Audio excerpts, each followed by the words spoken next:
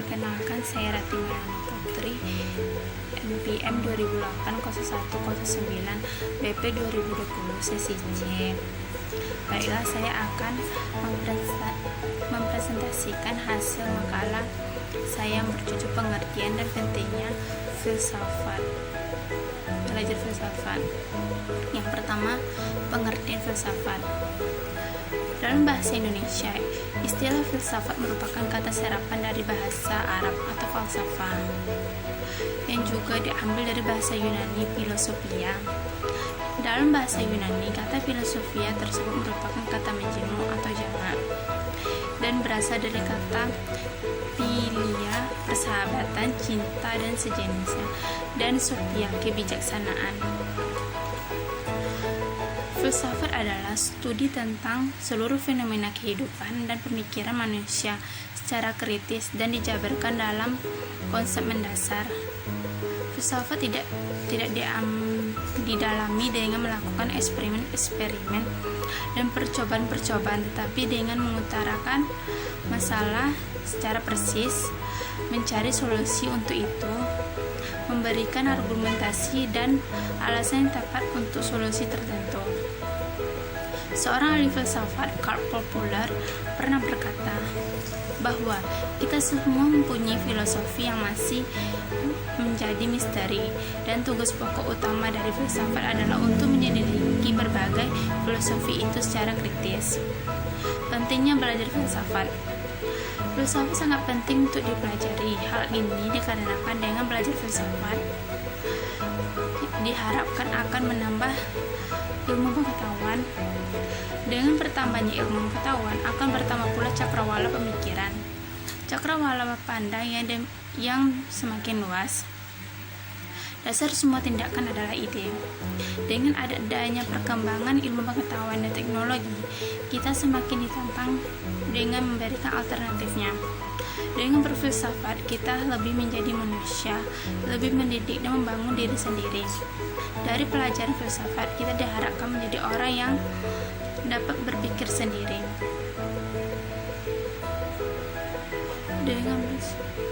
Dengan belajar filsafat, kita berpikir kritis dan berpikir logis. Dengan kita berfilsafat, bisa melihat semua masalah dalam segala aspek, sehingga mengajarkan kita untuk berpikir kritis dan logis, tidak menerima pendapat orang lain begitu saja, terutama dalam masalah hoax. Banyak sekali di berbagai media pada saat ini yang memberikan berita-berita bohong yang dapat mempengaruhi orang lain. Jika kita tidak berpikir kritis dan logis, kita bisa terpengaruh oleh orang lain.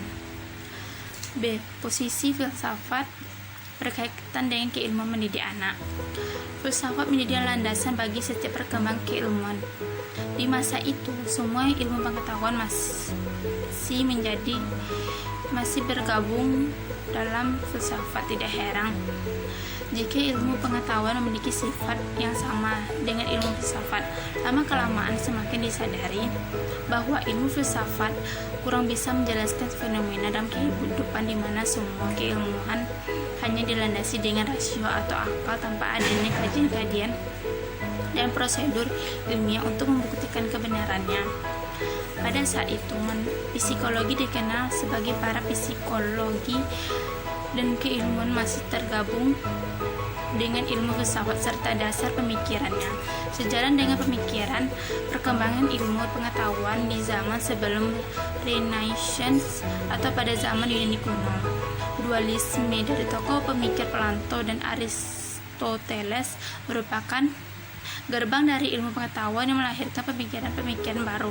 Karena dari perbedaan pemikiran itulah ilmu pengetahuan semakin berkembang seperti psikologi. Perbedaan pengetahuan biasa dengan pengetahuan ilmiah. Pengetahuan biasa, common sense, adalah pengetahuan yang masuk akal, yang berasal dari pengalaman dan pengamatan, sehingga semua orang akan berpendapat yang sama mengenai suatu hal tersebut. Contohnya, makanan akan memuaskan rasa lapar. Tangan yang terkena api akan merasakan panas dan melepuh. Pengetahuan ilmiah. Pengetahuan ilmiah segenap hasil pemahaman manusia yang diperoleh dengan menggunakan metode-metode ilmiah. Pengetahuan ilmiah mempunyai ciri pokok empiris, sistematis, objektif, analisis, dan verifikatif.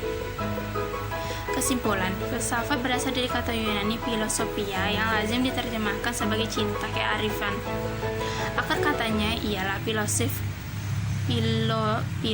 atau philia cinta, dan sophia kearifan. Menurut pengertian yang semula dari zaman Yunani kuno, itu filsafat berarti cinta kearifan.